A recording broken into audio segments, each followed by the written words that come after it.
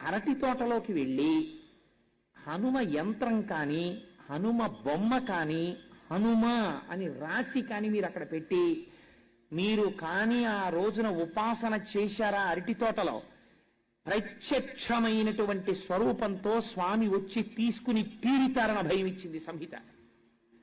అన్నిటికన్నా ఆయన తొందరగా ప్రీతి దేనివల్ల పొందుతారో తెలుసా అండి? అరటి పండుగ. కదలి పూజ అని ప్రత్యేకమైనటువంటి పూజ ఆయనకి. కేవలం అలంకారంతో ఆయన తృప్తి పడిపోతారు.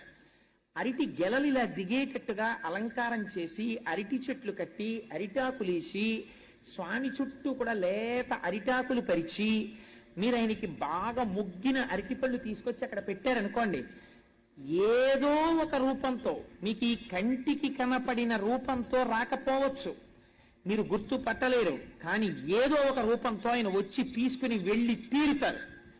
నా జీవితం